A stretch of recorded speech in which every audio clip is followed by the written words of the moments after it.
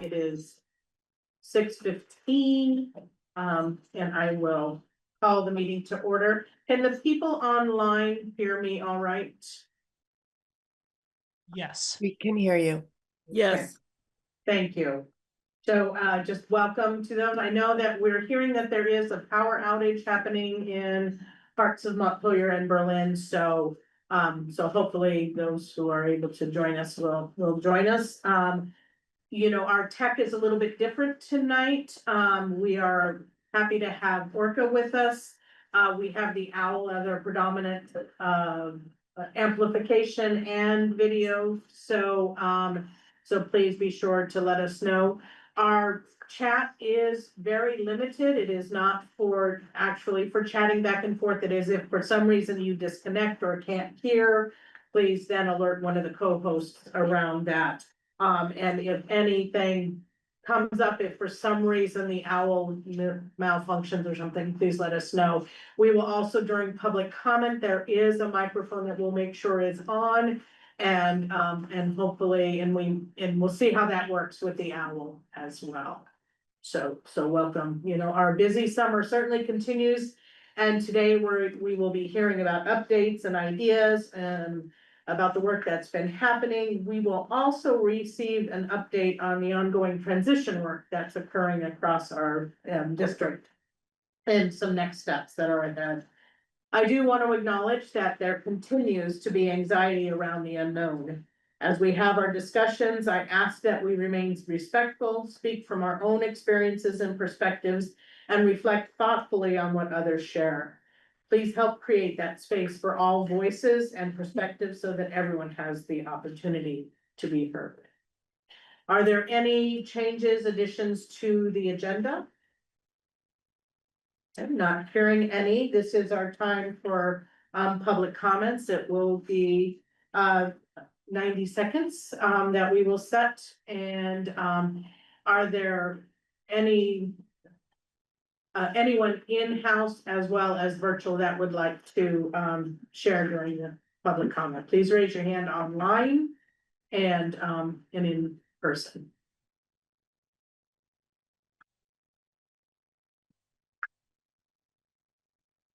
There will be another opportunity at the end of our meeting as well. And so I just want to take another check to be sure I did not miss anyone that would be interested in that.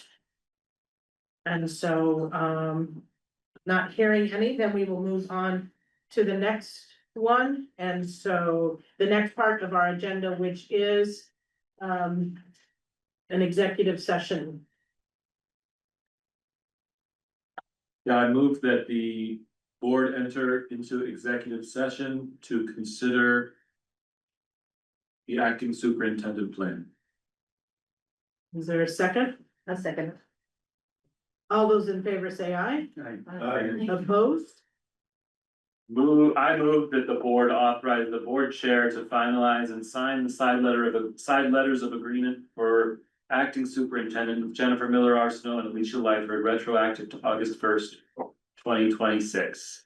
And Patrick Welly seconded and the board unanimously agreed. Oh, thank you. All right. And thank you. All right, so then looking at Marty, I think you are safe if we needed to Okay. take care of something. Well, we are going to move into the presentation parts of it. So the leadership team reports. Anything you want us to highlight? So as people were looking at it, were there questions or things that you would like Jen or Alicia to highlight? Or I saw that Caroline was on and I didn't know if there was anything Caroline wanted to highlight as well as part of her work. I think it would be great to talk about Elisha and Katie, so that it's in the recording. That transition of leadership, if we could highlight that. And okay, so once you start talking, I'll just check in as to the volume. Okay. Okay. You want me to start? Sure. And so we have welcomed Elijah Hotz on board as our interim principal at U32. It has been lovely to have him join us. He is bringing a lot of leadership from the past on board and helping the team just reevaluate and get ready to make some decisions and do a little reset as we look forward to what U32 will look like in the future. Katie Truesdale has joined us as the Callis Elementary School principal. It's been lovely to start working with Katie. Alicia's worked more closely with her recently. The elementary teacher or principals have been doing a fair amount of work together. And Katie has experience in lots of small schools, really small schools, in island schools in Maine, and she's excited to join us. What do you want to add? Yeah, earlier, so we spent some time with Elijah back at the end of June, which was great at our leadership retreat. And then earlier this week, Monday and Tuesday, we spent all day with both of them. And the elementary principals spent last week with Katie as well. They have both fit in seamlessly. They both have, it's been really nice to have Katie and Jared have some time together, to have some crossover, and when there's questions, he's right in the room and she can ask him, and so that's been nice. And then tomorrow, the elementary principals are gonna get together again to do some more planning, start the year. Our goal really has been so that we're all on the same page in each of our buildings and kicking off the year. Any questions for Jen and Alicia about that part of it? And then when we notice in the report, it talks about summer curriculum camps that have been going. Central office has been quite a buzz.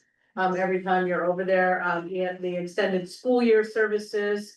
When I've been at Berlin a couple of times, it's been quite busy, lots of learning, and here as well, and that. Any other questions or? Chris. In terms of the monthly Doty transition, have parents, I know we had a lot of questions from parents. To the extent that you know, have those questions been answered, or parents seem satisfied with the transition work that's going on and feel like they're being informed about where their students will be as the year approaches? Caroline is on, and I'm not sure if she is prepared to talk or not. We have been talking a lot about that this summer. She continues to send the Monday, little briefing, the readiness brief. I know the big thing on parents' minds right now that we're trying to get figured out is busing and the schedules and how it's all gonna work. Sue Bergeron, who's housed out of here, has been working really hard on that. I think that's the piece parents have been questioning the most. Okay. Is what is that gonna look like? And that's not out yet. Do you have a anticipated date that you think it will be out? So that is a great question. Sue and I were supposed to meet today. We're meeting tomorrow to get that. It's typically not until the third week in August, just because there's, new registers and it all impacts everything. But I know that she's currently working hard on it. And she does have her hand raised. Go ahead, Caroline. Hi, I did not hear the last part of the question, but I heard the part about me being on and that it was around configuration. So I'm happy to answer, if somebody could just repeat what the specific was.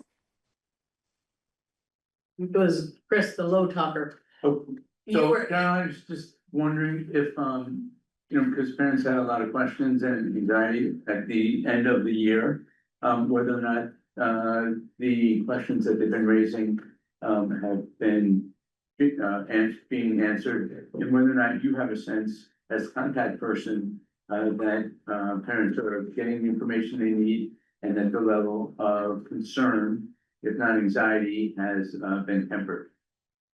Yes, so I do get questions. The readiness brief goes out each Monday.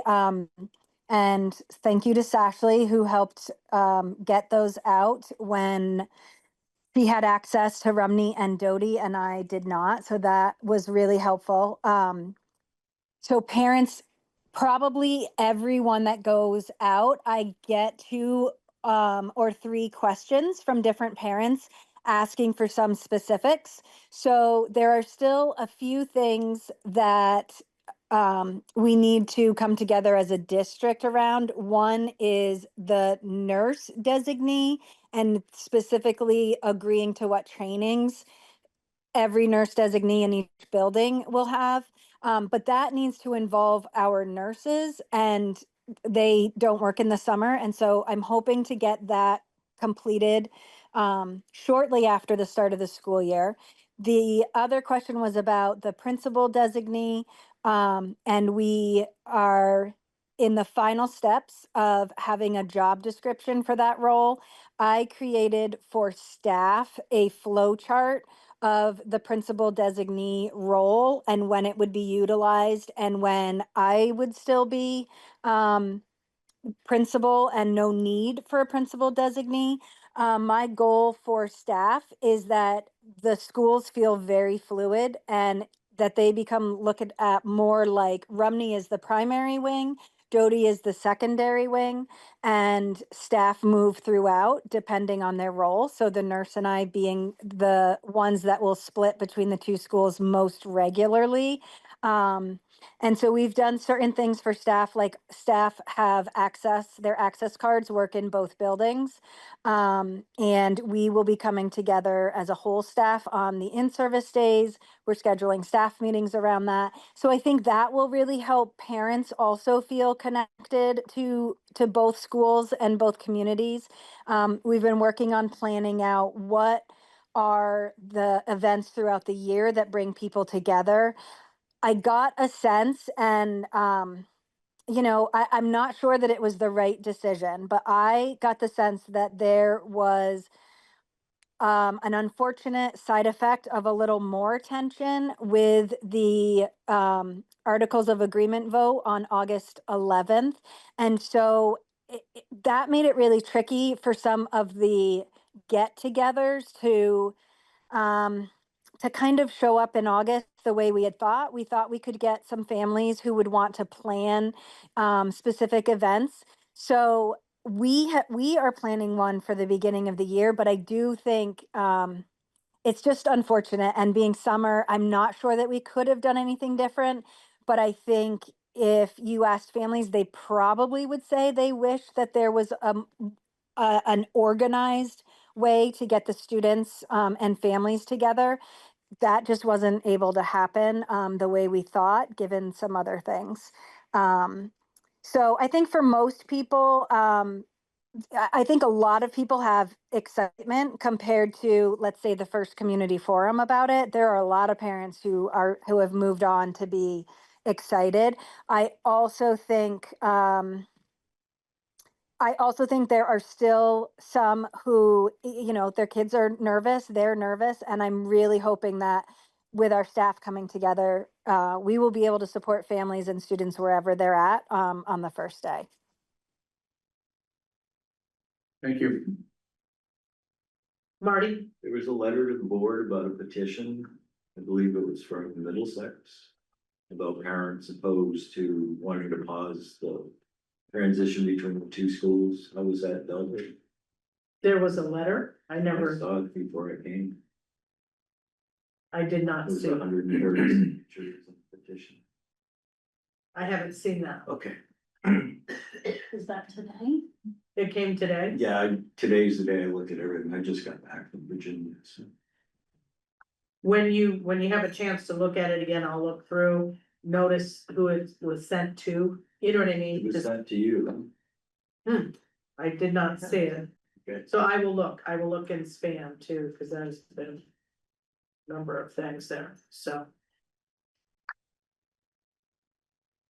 Marty, was that sent to the entire board or just to you and I the don't chair? remember exactly.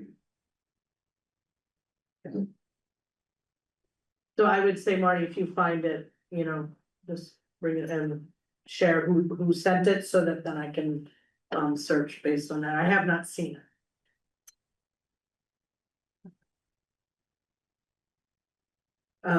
It was from somebody named Bookchin.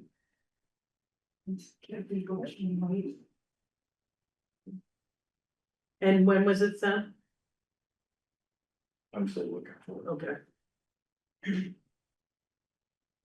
It may have been a little while ago. Right. 60 emails. Right. Don't go on vacation. And just one of my emails. Right, yes. Any other questions about the reports and the work that's going on? The next one about the superintendent transition updates, we just agreed on the side letter of agreement that as acting, and so acting superintendent is very different than interim. Acting is very temporary. Right now, it is an August agreement. As the screening committee, it will be moving forward with interviews and hopefully with site visits and hopefully with the board interviewing. Our scheduled goal is still September 1st.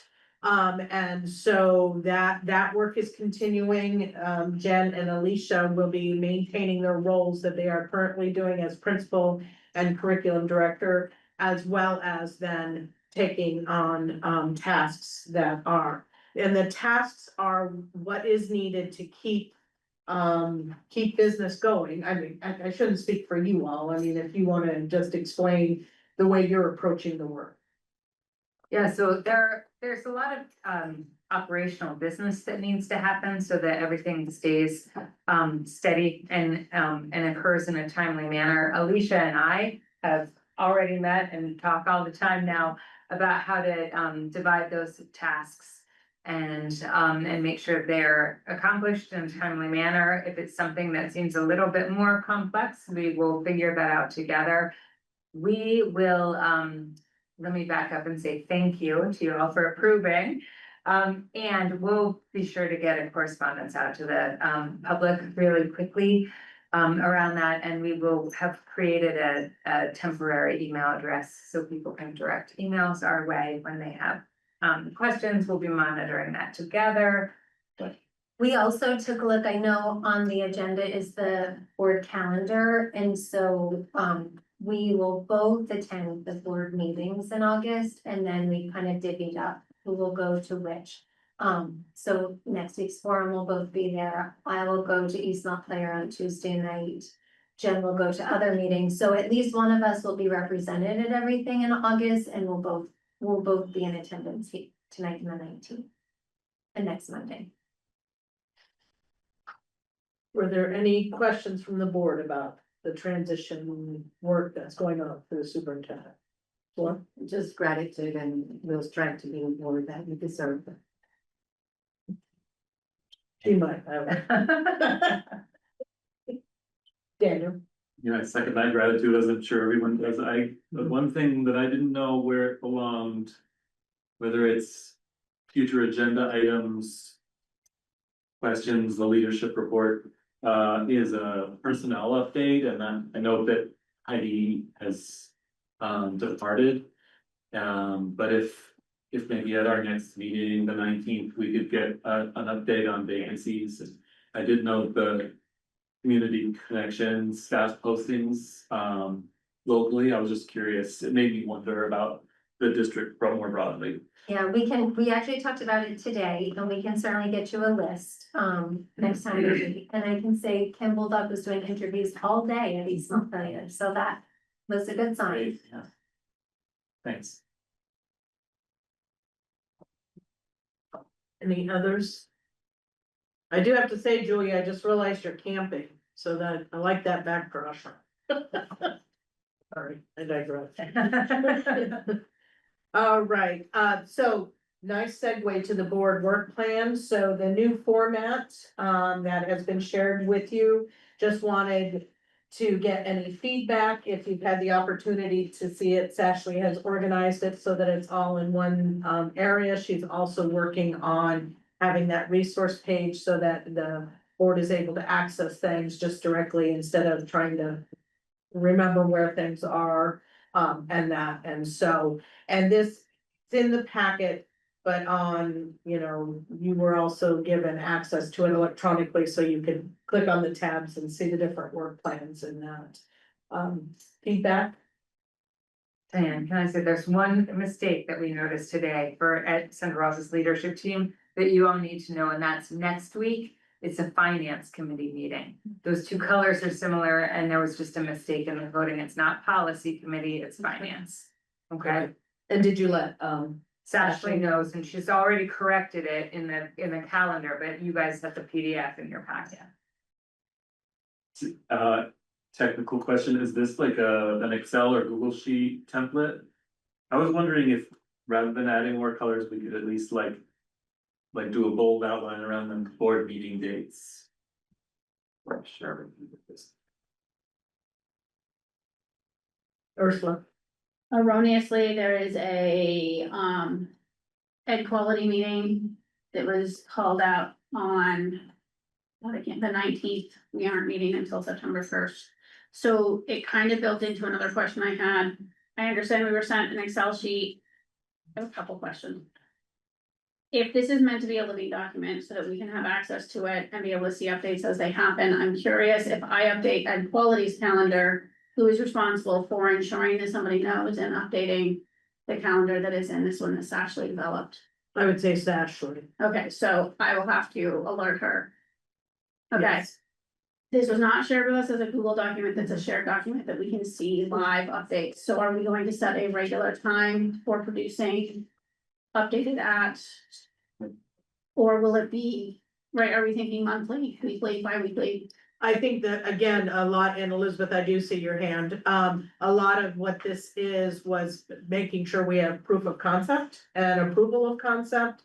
And so then those would be, what would the board want? Moving forward, do you want it as a monthly review? Do you want it through the steering committee to check in, or what are thoughts around what's the most usable? Floor. in the past, we have had a retreat, so when we have our superintendent have a retreat, we make a good, really goes through it. Yeah. And then it's a living document, so, they update it in partnership after each meeting. Usually there was something that needed to be added, and you and our acting superintendents can actually update it. I think that instead of having, and then separate is the committee work. Right, and the committees have always been able to update their own work plans. Like during their meeting, right, because we want them to be able to be involved in, we don't meet a lot, so it would be great if committee chairs could update their work plans we usually are working with a staff member in all of our committees. So that would be great to not have to have that express that in my mind, because otherwise it just, the work plan as a board should be pretty fixed. It's little things that are changing because it's not supposed to be a whole list of everything, but it's just for us to be able to build the agendas of the steering. And I think it makes sense that it's the chair of that committee who is the designated person that would have the ability to change or tweak with their committee, but it's only that one person that does make sense. Go ahead, So my Ursula. other question has been, there has been, I'll say, an increase in using Microsoft Office products versus the Google products that we've been using in the past. Microsoft Office is not free. Not everybody on the board has access to them. I have to go through multiple steps just to open a document that is not. Right, so I have to download it, upload it, find it in my documents, and then open it. And that means every file has to get downloaded to my computer, so then I have to purge them as well. To save space on my personal computer. I don't know if we were attempting to solve a problem in changing the products that we were using, but it does make an access issue Yeah, and complication. For us to consider. I think it might, my wondering would be, yes, is that it's the familiarity of the person who's creating the documents would be my guess. And so it's a conversation with Ashley around what does this look like, so what is. It does the board, you're used to Google and prefer Google, yes, okay. And I would have to buy any of the Microsoft products, Yeah. or the school would have to pay, like the districts might have to pay for members to have it installed. I mean, that's all I can think of, because the other option is for me to download, upload, and go through that, just to be able to access it. We can ask. Okay. Elizabeth? Yeah, I just noticed that there is not anything for communications committee, and I just wanted to to state that part of that is because we're kind of trying to work on finalizing dates for meetings and things like that. So I'm anticipating that that will be added probably in the next couple of weeks. So for folks that may be wondering about why that's not there, we are still solidifying some information, waiting for folks to come back from vacation. Thank you. Any other comments or reflections on this? No, so we do have questions. We will, it will become part of that work on our retreat. In terms of finalizing and firming up, and Jen and Alicia, you will check in with Ashley around the formatting of it and the ability to outline their parts. From the chair. Yes, yes. All right, the next thing on our agenda is just a negotiations update, and that is that we have completed the work, but we're working on getting our temporary, what are called TAs, our temporary agreements, getting those all finalized so that then it creates the ability for us to have the edited CDA, which is the why am I drawing a blank? Thank you. To both associations for them to double check on and that, and so it is our hope, and we have agreed to a 3-year wage grid with both. It is our hope at the next meeting that we would be able to discuss the very specifics about it and bring it forward. So that's the negotiations update. All right, moving into the next part is the Career Center Building Project. And so Jody, we invite you up. Alicia is going to share the presentation. There are hard copies of it up here if people would like to have a hard copy part of it. And as Jody is going into her presentation, there are some specific things that if you hold the bottom for a couple of seconds, it should light. This is for us to then do some specific considerations for, but there's also time and space for us to come back on the 19th to do the final set, so. They just tell me that. That's okay. Can everyone hear me? No, I don't think it's on. No, it's a light. Oh, did it? Maybe I turned it right back on.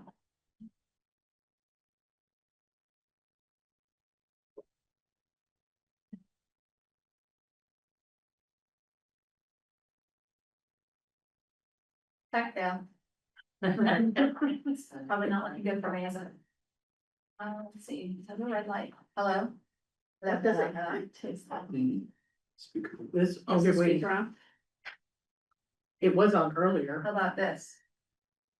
We can hear you because we have a nice Because tone. Yeah, just use a nice loud voice, and I believe that online they can hear you.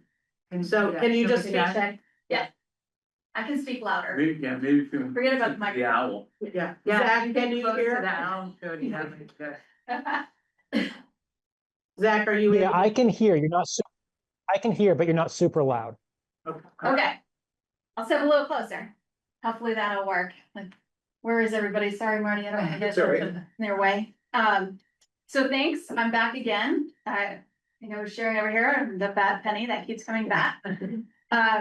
I'm here to talk about the possibility of a second campus for CBCC here. A couple of your members have been participating in the facilities committee of the CBCC School District Board. And so we're grateful for their help. What you see here tonight includes a proposal for where the building would be located.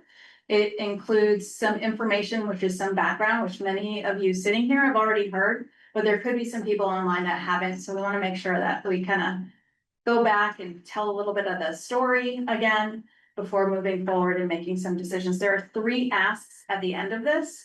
If we get any of those answered tonight, that's awesome. But the intention was that this gets laid out for you and that you may decide to make those decisions in 2 weeks when you have your next meeting. So I understand that I might walk away without any information on those 3 things. And if I have some hints, that will help me figure out my next steps. So thank you for having me today. This is a discussion about us partnering together. Go ahead. as many folks know, CBCC has experienced really rapid rise in increase. We have surged 230% in our applications from students since 2021. We have the third highest growth rate of the CTE centers in Vermont, and we've been turning over 150 students away each year. Slightly down from that, I think it's like 140 this year. And one thing that we did do differently this year is instead of just saying no to students once we hit a certain number on our wait list, like 10, we actually waitlisted anyone who was eligible for the program. So that meant they met their prerequisites. And so some of our wait lists are over 14 students, which means that some of the people on that wait list will never make it into the program because we have so many. So some of the things that get in the way of our being able to accept more students is we can currently house between 240 and 245 students if all of our programs are full. And I was actually just looking at it while you were in executive session. And we have a few programs that have some space. We have 228 students accepted for next year, and our third round of interviews happens on the 20th. So we still have some students that could be coming in. We have space 3 openings in early childhood. We have 11 students in that brand new program. We have 1 seat open in medical professions. We have 2 seats open in baking arts. We have 4 seats open in graphic design. We have 5 seats open in EMS. We have 2 seats open in videography. Otherwise, every program is full and they have a wait list. Go ahead.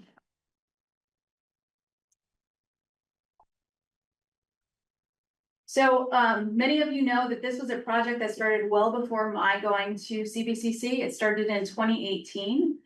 And then Director Penny Chamberlain was working on 2 different opportunities at the time. So they were part of the Barry Unified Union School District, and they were working on a potential governance shift and the re-envisioning of the Career Center.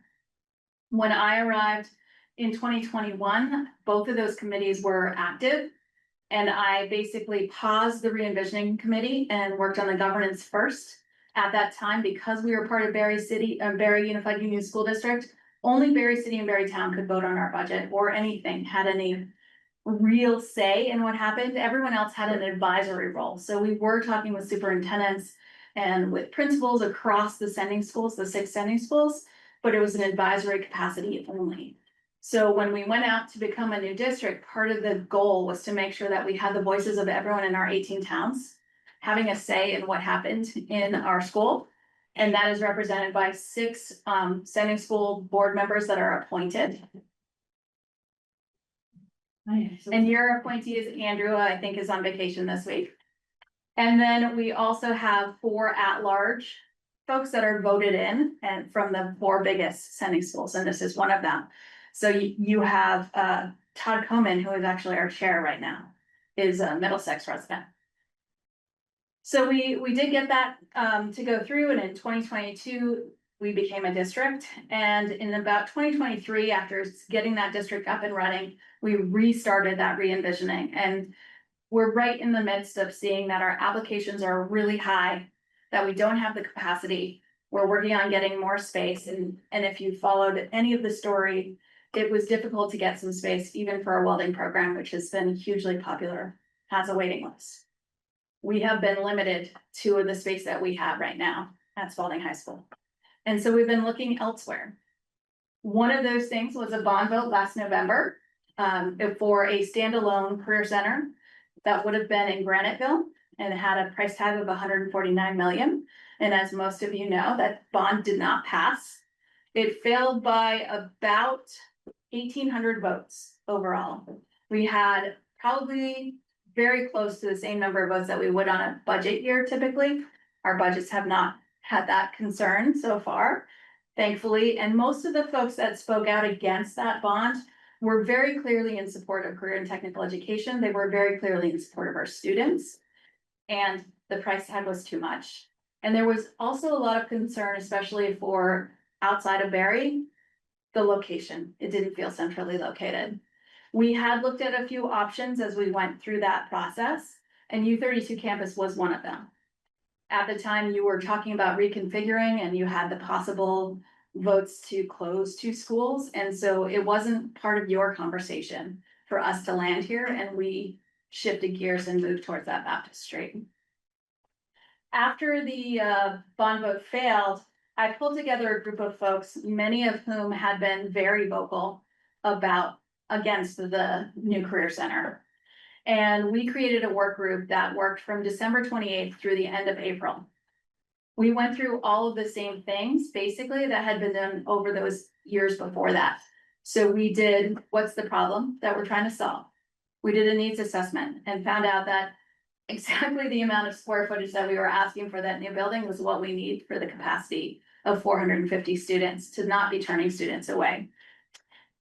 And we evaluated several options, and that included bringing back some of the ones that had been previously evaluated, and then thinking about other ways that we could restructure. So multi-campus satellite options. What if we could use classrooms in every school? What if we could build a portion somewhere? There were different sites that were talked about for that. In the end, when the costs came back, actually U32 as a second campus wasn't on our list. But we started talking about the different pieces and the cost of those and what it meant. And someone on the work group said, what if we put half a campus, part of the multi-campus, on the U32 site? And in that meeting, David Epstein, who's with Truex Collins, basically quickly configured what would that cost be and realized that if his back of the napkin math, as Dave Delpar keeps saying, is accurate, that we could save approximately 70 million by doing that. And we set ourselves up for what looks like the state is headed for anyways, a potential comprehensive high school, both here and in Barry. And should there, because we don't have that magical glass ball to shake and figure out what might be happening in the future, should there be a regional high school, it opens up an opportunity for this district to house it.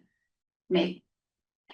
I am not going to presume that Central Vermont Career Center School District is going to last very long. That's okay. As long as we expand capacity and access for kids and make sure that we're meeting their needs as much as possible. You can switch, I think the next one is S313.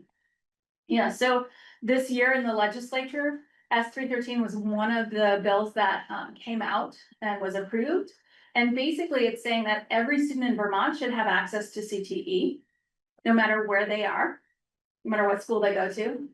That when we get those graduation requirements statewide, so that we're all under the same one and not a different set of graduation requirements for every school, that there will be very clear guidelines on what CTE programs will provide students so that they can use those for their graduation requirements. And I think the timing based on that bill also talks about comprehensive high schools or standalone tech centers as possibilities of the future, and that's also where there's potential funding in the future and lots of other opportunities that may come to pass. This may be strategic timing for us to think about positioning for that. No guarantees, but it might be strategic timing. Go ahead.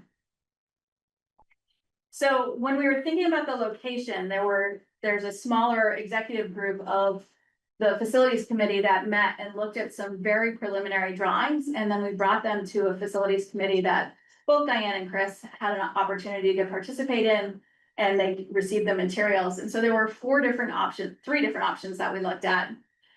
And basically that committee had turned it over and said, asked Diane and my board chair Todd and I to talk with Stephen at the time, which of the three options would be best. By the time we had that meeting, there was actually a fourth option based on the discussion that had happened in that meeting. And that fourth option is the one that you're seeing in the next slide. So go ahead. There were a couple things that we talked about, and I want to point at that, but that won't help the people online. So originally there was a slightly different location close to the U32 building parking lot like this one. There was another one that was flipped a different way and further over closer to central office. And then there was one that was like right next to central office and kind of went down towards the tennis courts. And some of the concerns that came up around the further away options were if you have students that are having to traverse from here to however far across campus, it may not be that long a walk, but is it accessible for every student? And so that was a concern that helped create this proposal here. And then this needs to be closer to the water and sewer utilities, so there's not as costly to try to bring that in and raising the price and thus lowering the savings. We also were trying to preserve one of the athletic fields, because most of those other drawings took both of those practice fields at the top of the hill here out, and so this one preserves one and takes one. We do have a proposal to replace that field lower down below the, or in the woods. We're waiting for the wetlands delineation, which is actually gonna happen. I don't think it's gonna happen this week, so I think it's next week. So they'll give us information about where that extra field can go, but there's a guess that it would be somewhere down below the tennis courts that you can't see on that piece. For this building, it's a 61,000 square feet, in which we would add to our 43,000 square feet that we have at Spalding High School. So it's slightly larger than our footprint there. It doesn't get us to the 167,000 square feet yet. But maybe there's some potential for classroom space here and at Spalding in the future, especially if trends continue around declining enrollment. Our proposal would have us paving the dirt lot and using that so that we wouldn't have to add a whole lot of parking to the site. You can see there's a little bit behind the building. But that is really for basically bringing in materials, unloading, that sort of stuff that we would need. You can move to the next one. As we look at the future for CVCC, we're basically dividing into career pathways. And so the career pathways that would remain at the Spalding High School campus, if we move this work forward, would be an exploratory program, transportation, which is automotive and potentially a new diesel program, and design, construction, and manufacturing, which is the building trades, electrical, plumbing, and welding. The new campus here would also house an exploratory program. It would have the health, human services, and natural sciences pathway and the arts, businesses, and hospitality pathway. You can go to the next slide. These next two are basically the diagrams for where those programs would be and which programs would be in each one. So the entry level would have the emergency services, medical professions, human services, which is actually early childhood. It's a little mislabeled there. The animal science program, it would have the administrative offices and exploratory flex labs, which are great opportunities, all of those for adult programming in the evening as well. You can see that there's kind of patched lines between the medical professions and the administration piece. That is the kind of area that folks can come in, because some folks will be coming in and going upstairs to the next level, if you want to show that. And we'll be able to access cosmetology for the salon and get some services there, or the culinary arts program, which would have a dining space. One of the cool features on that culinary being on the second floor is that there would be an outside patio for eating that overlooks the football field. So maybe we have box seats for rent, who knows? This is where our digital media arts programs and our new business IT would be as well. Go ahead. So I want to highlight again that this is a savings from the bond. We tried to listen to folks that were saying this is too costly for us. It's not centrally located, and really put into thought, we need more access. We need to make sure that we're positioning our students and our schools for the future. And we need to not cost quite so much. And we need to think about what else can we do. So there's the programs we selected for here are cheaper to build than the programs that will remain at Spalding High School. And the equipment, for the most part, can transition over. Go ahead. So we're hoping this removes some of the barriers to access by expanding our capacity. And for some, it's going to reduce those commutes a little bit. It may allow for more flexibility for students. A lot of times the students that are accepted into our programs and then over the summer decide not to attend are ones who feel like they have to choose between career and tech ed and college. And we have not overcome that concern, even though many students get college credits with us. And so there's still work for us to do around that. But this may give students a little bit more flexibility to be able to access the courses they want here, for example, and the career pathway that they're interested in as well. And I do want to say that U32 is our second highest. So for next year, we have Spalding students. And I think it's 57, I wrote it on one of these, 53, you said it's been said. 53, it was 50 something. I just looked at it again today. And wrote it on, sorry, everyone. The one where I was reading all the programs. Yes, 53, 82 Spalding students, 53 U32, so 53 is second of all of our sending schools. Obviously, we have the applied and integrated academics within our programs, or maybe not so obvious, but we do have certified instructors for humanities and STEM that are part of our programming, and so they help with projects and design of curriculum. We're mapping our programs so that we can see intentionally where those standards are fitting in. We do have agreements across all of our sending schools, so we're probably one of the luckiest career centers to have that. It was in place before I came on board, and so every student gets graduation requirements met in our programs across our sending schools. That is not true in other centers, and that's part of why that was a piece of that legislation this year. I think by bringing the digital media arts programs here, we are building on a collaboration that already happened. If you saw the spring musical or play, our theater, the Your Theater program and our videography program work together on that. And they are already talking about collaborating again in the future, so that brings them together. And I know that at a previous board meeting, I overheard something about an arts academy, and I'll want to head down that pathway. And I think having us here helps build that we could partner on that piece. This also opens up more exploratory, which is actually our most popular program over the last 4 years.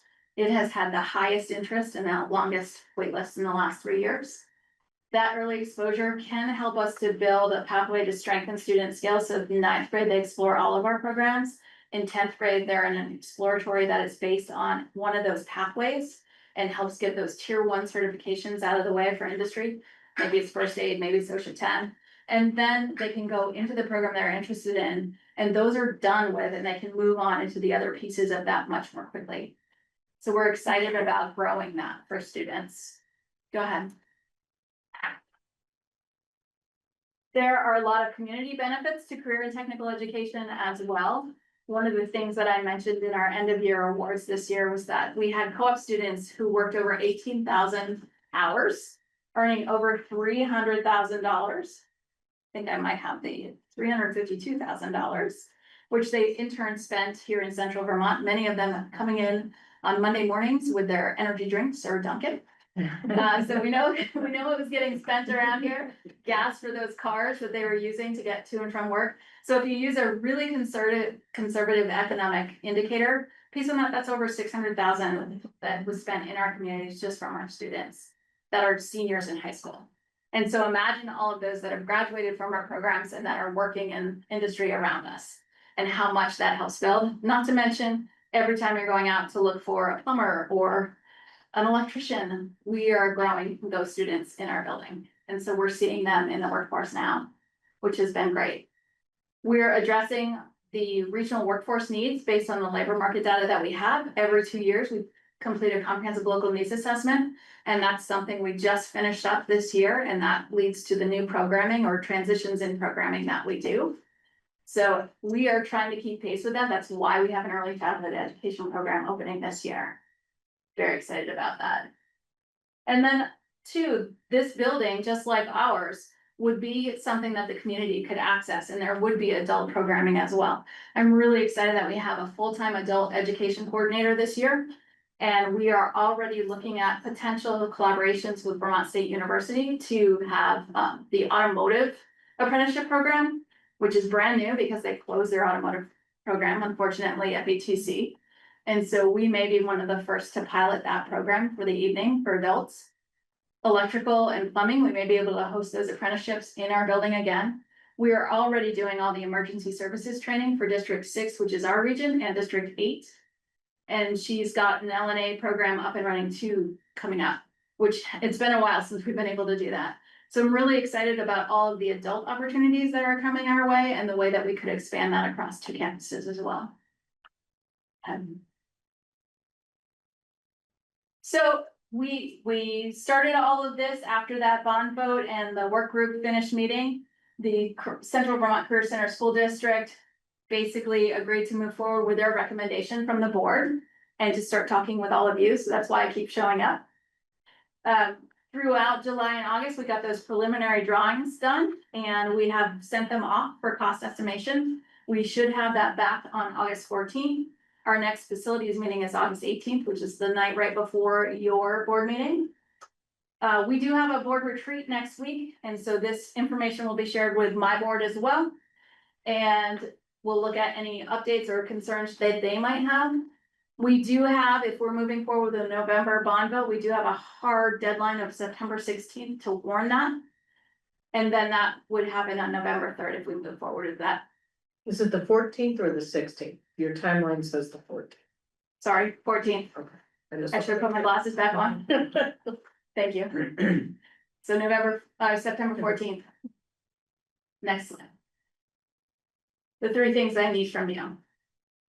I need to know if you support the location of that design. So that we can move forward with that component of it. I need to know from you if you generally support us moving forward with a November bond vote. And that way we can get that process in running. One of the pieces of that will be a low lease agreement. So the third thing that I need from you is authorization to allow Sean Tui to continue to work on that lease. The reason we need that authorization is because Lynn Blackman, our legal counsel for both of our boards, I believe. And so we need to give them permission to work on behalf of CVCC on this agreement for the land. We did have some conversations about this last night in facilities, and we do expect it has to be a long-term lease to be able to cover the length of a bond. So a 30-40-year lease is probably what we're talking about.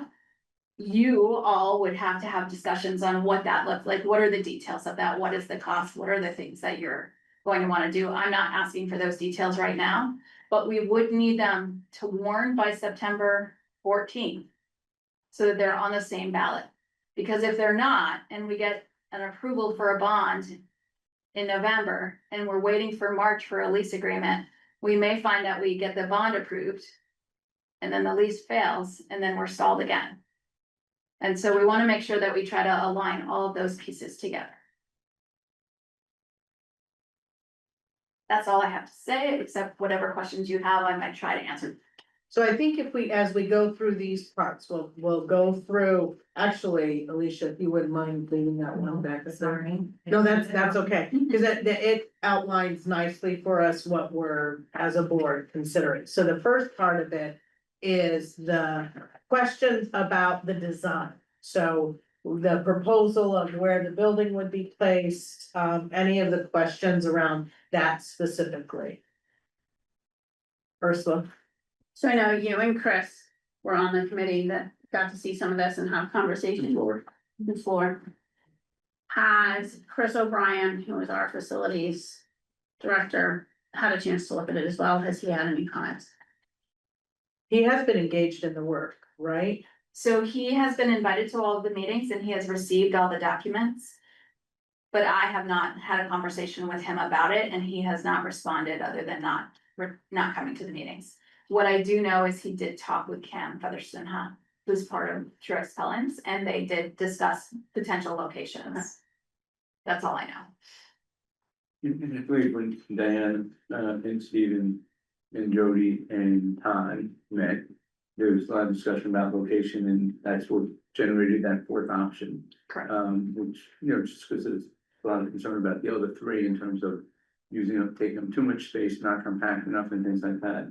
And so I don't know if Chris O'Brien was involved in that or not. He was not involved in that separate meeting.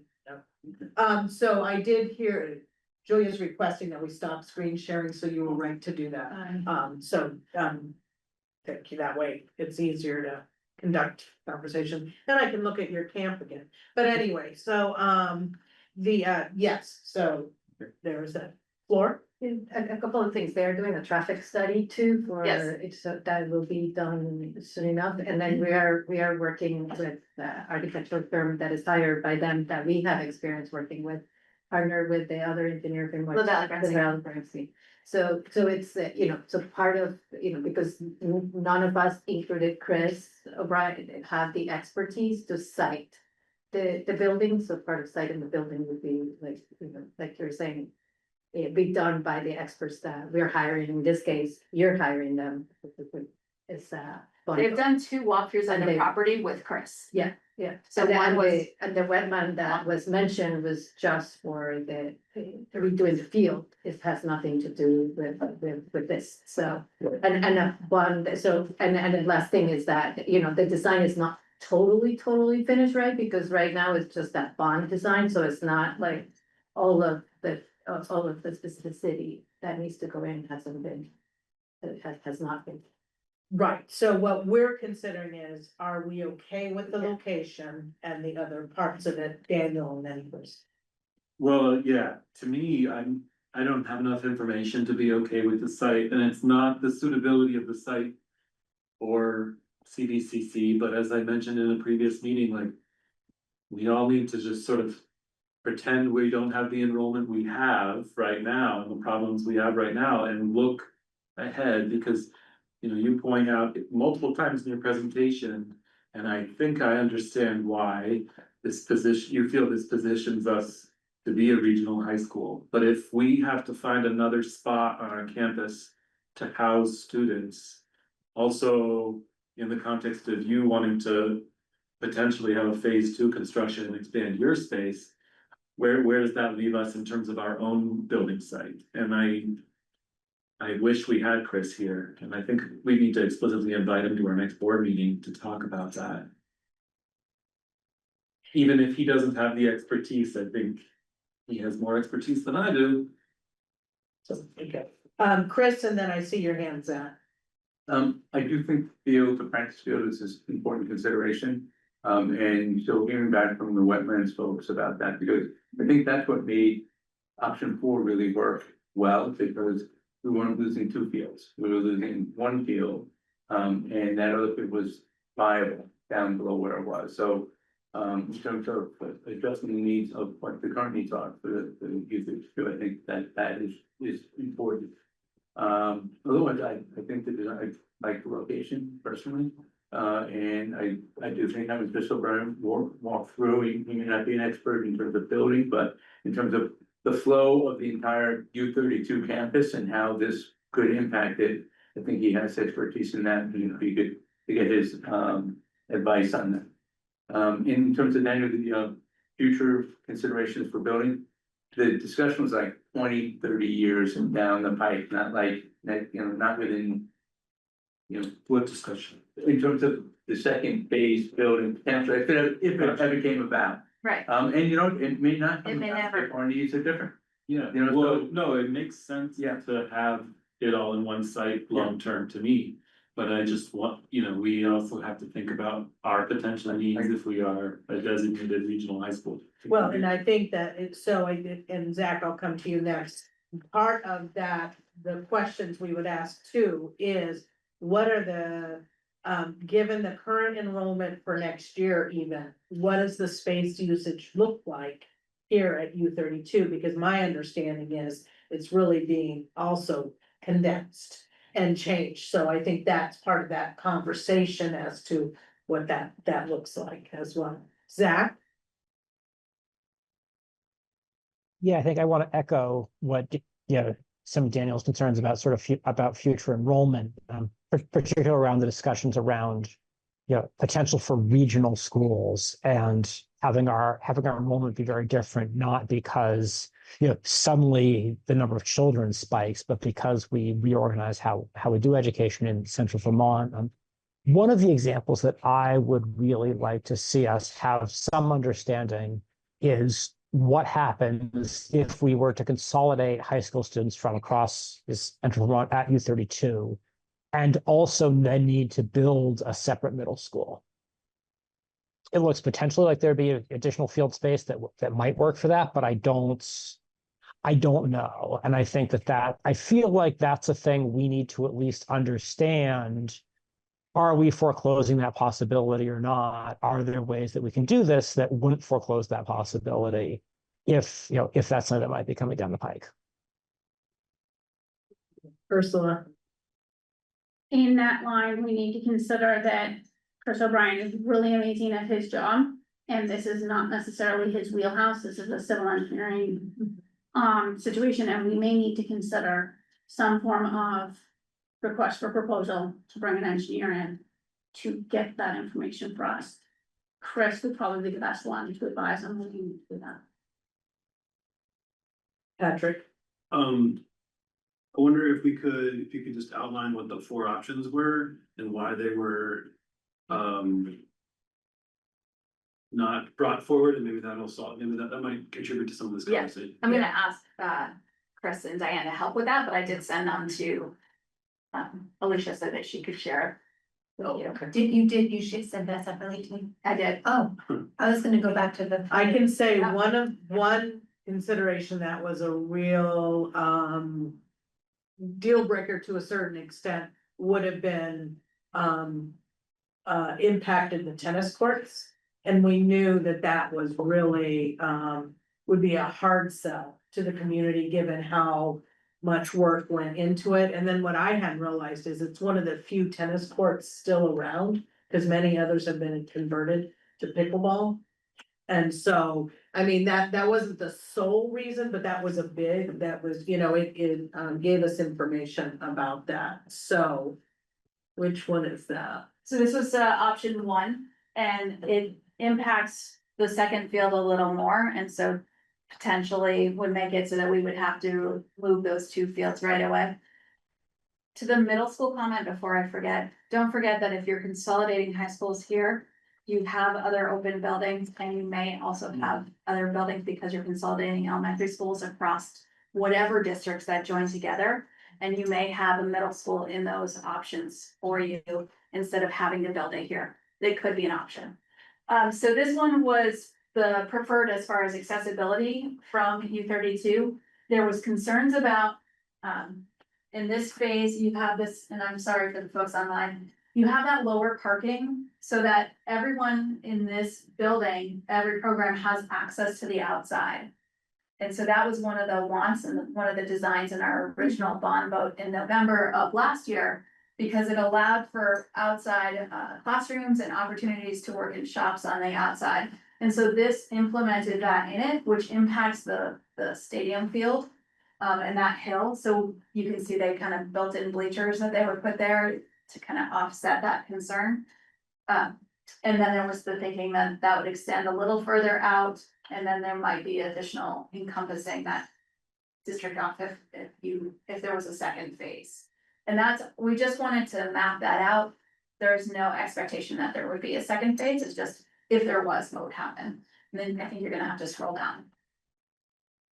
So this one, again, impacts that other field, but also the field that we're talking about in option 4. Because you have to drive the buses through it. It's a little closer to district office and it impacts some potential extra parking there, and there's phase 1 parking here. But because of this, there's a little bit of an impact on that field. We would still have to replace this field, no matter what, we have to replace one of them in the initial round. There were concerns again for accessibility for any student who were trying to make their way over. Because there's no expectation we're going to bus from U32 over to across that practice field. You wanna go to the next one? So this is the one that would have extended over the tennis courts if it went into phase 2, it was over here. This one was actually the favorite of the first group that looked at the 3. Because they like the kind of low impact on U32 piece of it, having it further away, and maybe you don't see it so much. Sad but true. And there was a thought that this could work out as far as getting students over there, they drop off here and then drop off over there. But then that accessibility gets even further, like it's that much further for students to try to get there. And there were concerns again about if there is a potential next phase, what does that do to the tennis courts that I think at one point the community actually wanted to put a dome over so they could use year round. So we definitely don't want to impact that piece. We want to keep the main fields good and flowing. And this one of the nice things about this is showing you where the new fields are likely going to be located. as long as the wetlands delineation says that's possible. And then the fourth option is the one that you saw. Thank you, Jody. That's the reason I wanted to just go through that is because I think one of those options would still be viable for some future building, because we're not putting, it doesn't overlap, some of them overlap to where you're proposing to build this, but I think the three, for instance, was just the SCU office, not. Yeah. And so. And all of them had a slightly bigger footprint. The design that we ended up with in option 4 is a straight 2-story building. Right. And so those on the second floor do not have outdoor access the way that we had planned every other building. So every other one gave them all access to the outside. This one is a straight 2-story building, so it made it a smaller footprint. Thanks. Other questions about the design? One of the things I wanna capture then is, so Daniel, what I heard were 2 questions that you were wondering, and I wanna be sure I capture them right so that we, can move forward with that. Your question was about the impact on our ability to increase our use of space if needed. Was that correct? Yeah. Okay, and then Zach also wondered if we consolidate regionally into this, is there enough space? As well as if there's a loss of the playing field, what that might impact. He also wondered about the junior high. The reason why I'm asking these questions is, and this is a clarifying one for you, Daniel. So say that Chris comes to this next meeting, as well as we gather the information to best answer these questions as we can. Is that what you need, as well as all of us need, to know that we could say, yes, move forward with this idea? Or what additional information is needed? I think likely, I mean. Yeah, to the degree that they can be, I understand that conclusive answers are illusory, but I guess one other thing I would add to that list is a parking space count. Like current use and projected future use. But yeah, I think that generally speaking covers the areas of concern for me. I don't want to speak for others. Right. And then Ursula, when you were wondering about a civil engineer, what part of the questions were you thinking that would address? So Daniel had brought up the idea of where does this leave us? As far as would we have a space to expand to if we needed to in the future? Zach had echoed that as well, right? And what if we were able to take in like a regional high school, like all of those, and we wanted to provide middle school here? Do we have the space to provide that if this building cannot? And I'm just saying, Chris O'Brien's amazing. It may be out of his wheelhouse. And therefore, we may need a professional opinion to come in and maybe highlight, these are places you could expand. And it's gonna have something to do with this building too, but. Sites of his civil engineering. Yep. Others are building, which is still so there. Thank you. The other thing was having a report as to what is the actual building use current. The plan for it. Chris? What is the deadline for us to say yes or no? So I believe it's at our next It's meeting. your next meeting. Okay, so I was just gonna propose, I don't think should wait until our next meeting to have this. This information, and I think we'd have to get another meeting beforehand, just because going to the next meeting, I think that's cutting it too close. In order to get information and consider it. And so that's just a scheduling issue.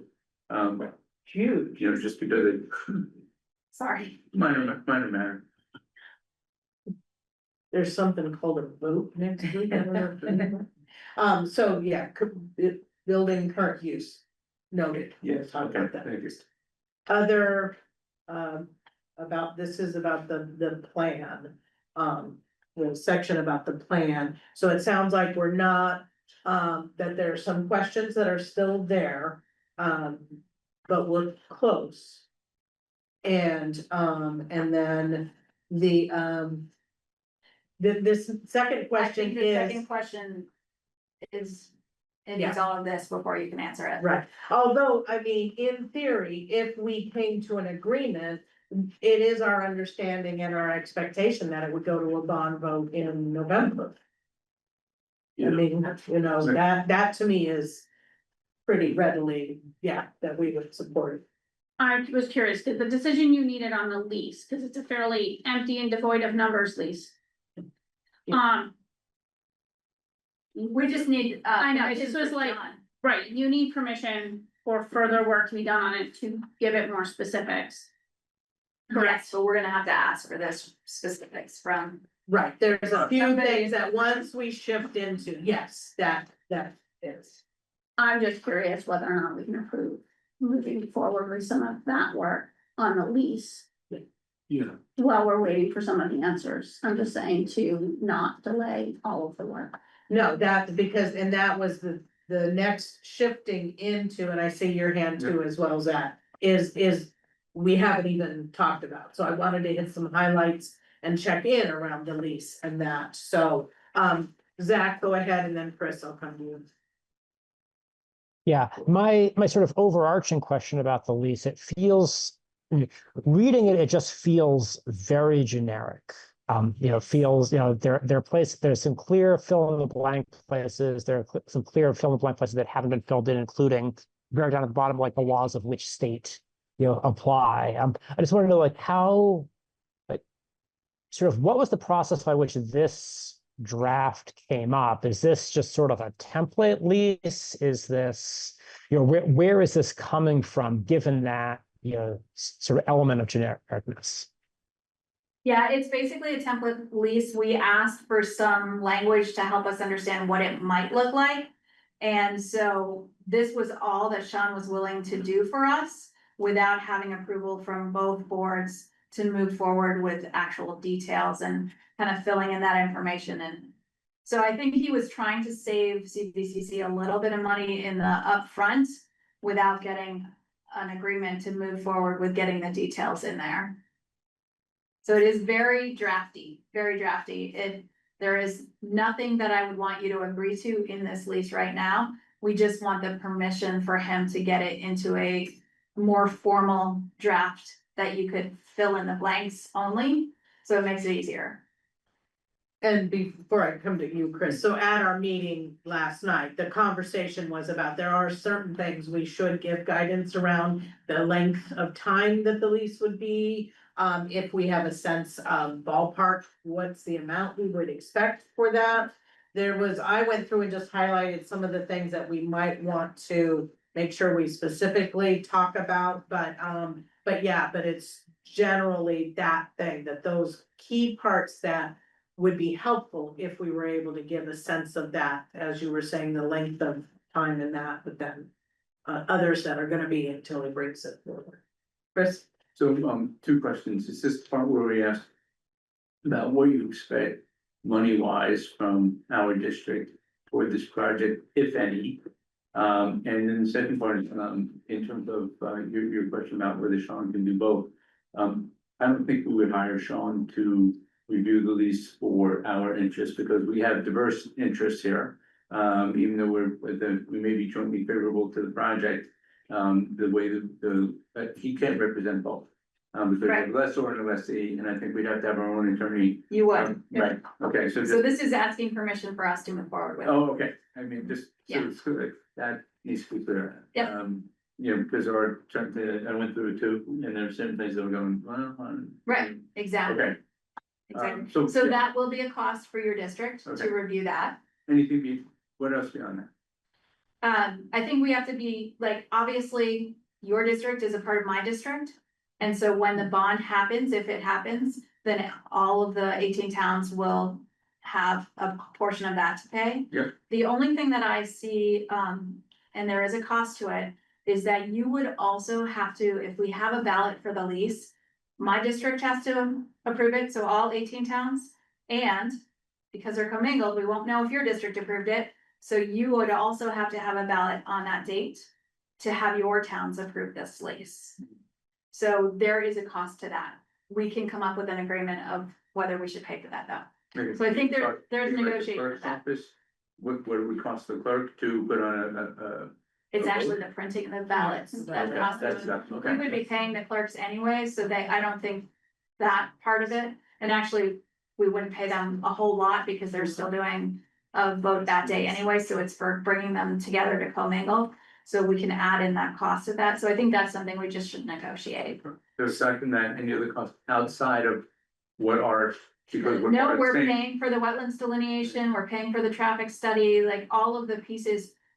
Knowing that it means your district is paying for it in a way, because all 18 towns are paying for it in a way, right? Second part. Yeah. I'm talking about add-on to that, No, okay. not that I'm aware And the clarifying question was, You know, I guess, did you get some confirmation that we, as a district, require a district-wide vote to sign a lease with you? of. That was the sense that Sean Tui had about this kind of lease where you're leasing land, but we're building something that doesn't belong to you on the land. Doesn't belong to you right now, who knows what's going to happen? And so the other piece of that is the insurance of that property. Mhm. So we would insure the building.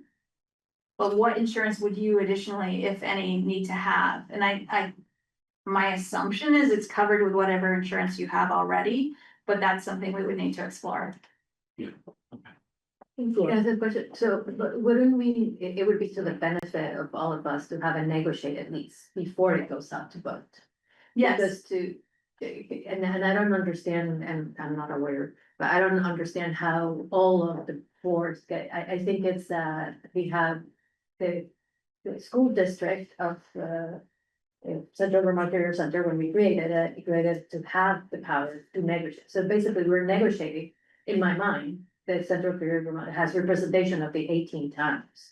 And we're doing a negotiation of, at least on the lease part, not on the bond vote, on the lease part, so that there is some clarity, because otherwise, if we don't, it would be kind of tricky for the bond any bond bank to accept.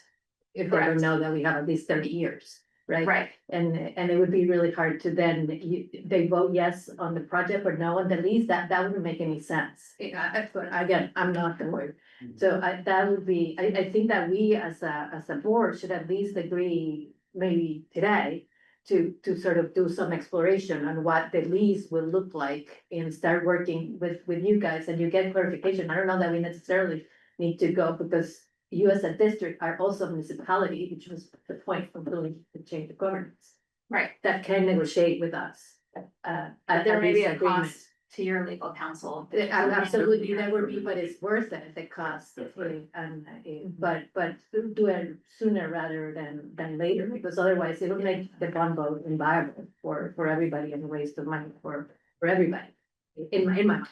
And then the other thing is that we were talking a lot about, like, if this board, the sense of some of the board members is that we need more information and we need our own feasibility study, we just need to be very honest right away, because we don't wanna hold them. At our last meeting, we said that we were, thumbs up. I think our next meeting is not necessarily a full blown motion, but at our last meeting, we were like, is there today something that would stop us from some more of a negotiations? There's something that would stop us to at least moving into that lease negotiation in good faith. And then seeing with the conversation with Chris, Brian, or whoever else we bring, do we need more information? From what I'm hearing you, Zach, say, are we looking for our own feasibility study? On this, there's no time for that, so Yeah, just no, being I agree. clear That is- right now yeah. that is not what we're. that wasn't what I heard. I just heard that there were some specific questions that, before you would want us to put it to a vote, that you would want information, and then we would do it. Yeah, and I think Patrick's point was a good one, and I think Jody's point about other facilities in a potential regional school district was a good one, but I think, thinking about whether the people who selected, site options 1, 2, and 3 could, if they haven't already, explain the rationale for those sites to Chris and we can hear sort of the rationale for how and why those sites were chosen, and how and why those sites might be future options for building. You know, I think. A So- conversation, an informed conversation like that feels like a reasonable conversation to have in lieu of, yeah, not having the time for a real feasibility study or. Consulting engineer. So just as a procedural, there was this subgroup that was working and reviewing. And so they did review all of those, and through that discussion is how they came to the fore. So it's what, and I'm clarifying with you as well. So are you saying you'd like to be walked through that conversation? Because then you're basically redoing the work that subgroup did. Yeah, no, I appreciate that question. I think this is the right site in this moment for the Career Center, and I trust that group, having made that decision. But I'm coming back to Patrick's point, which was that other sites were considered, while they may not have been the best site for this project, are they sites that we have available to us for future building down the road? Does that make sense? For You mean- future high school facility expansion? So and then that gets to the question of the civil engineering. And I guess my response would be, it's the campus. And so that would potentially be available at our expense as a district. As opposed to this part of it. Right. So, you know, I think there were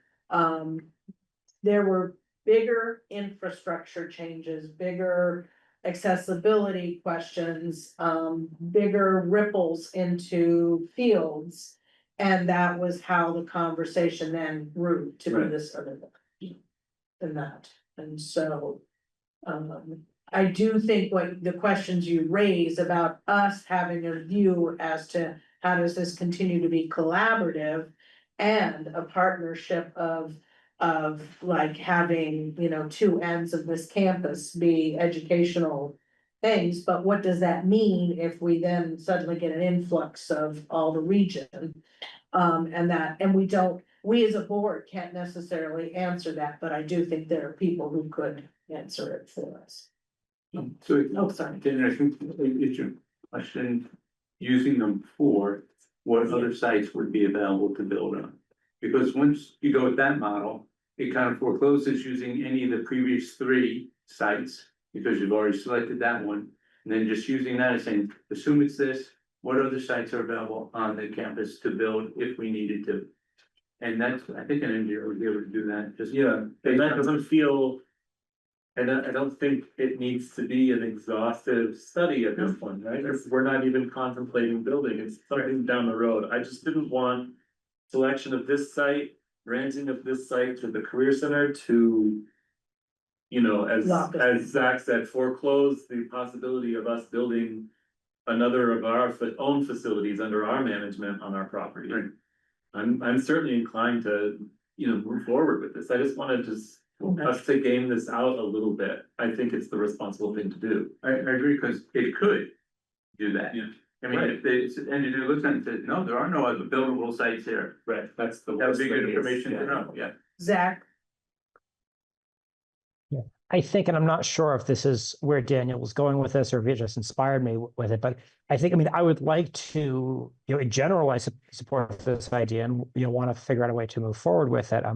I think maybe the question that I think Daniel raised for me is like, when we look at the other things that were considered, was there enough engineering work already done to say, okay, when you fire out, you know, this site is a potential and the site of that site is a potential expansion site, are there things that we know from that work that say, yes, you could put a building here that would work without requiring us to go out and do a whole bunch of additional studies that would take a bunch of additional time and money?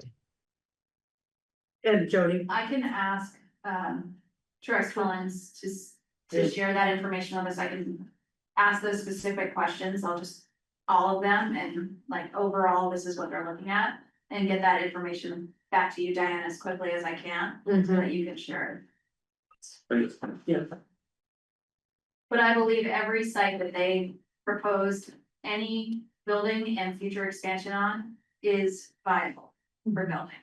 it does mean that the bigger the footprints are along that timeline, that you do have to think about stormwater and different pieces of that.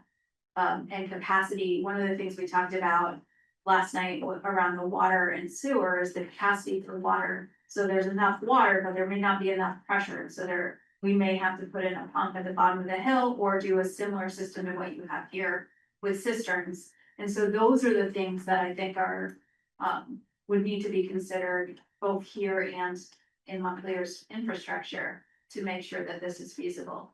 And I would think if that future idea of a regional high school is happening, then you're positioning different things, all those resources from across those different districts to make sure that's possible. Floor. The other consideration with this site was the delivery, so, and if there was an expansion, it's just like not having to go through the entire site with big trucks, right? Even though we're doing the smaller part of the campus of the Central North Area Center campus here, it still requires some deliveries. And one last thing, the one thing that we haven't talked about is that this wouldn't be done until potentially September 29. It's when we asked him last. That's the earliest. The earliest, that September 2029, so just think about that, like, and think about, like, we haven't talked enough about the distance for our kids too, right? That they don't have another year to lose in the waiting list. So those are all the things, and I don't know that we have to take all that pressure, but that is part of what we're doing, trying to do is expand the opportunity for our own children. So why don't we move to the lease conversation? Were there specific things that people wanted to hone in on? Was there any, just to get a pulse of the room in terms of, the length of the lease when we were thinking about if there's a bond vote that goes 20 to 30 years, you don't want a lease really ending like in 10 years or something like that. So, wondering for this group to respond to, and I see your hands, Zach, is, do we want to just say, as they consider it, that it matches the length of the bond? Is that a thought that we will do? Okay. Zach? Yeah, I would say I'd be fine with having the lease like match the bond. The question that I had, and I don't know if this is appropriate for the lease or not, but we haven't seen anything about the agreements that we would need to have around the Career Center's use of gym facilities and cafeteria. I don't know if there are other parts of U32 that the Career Center was envisioning using.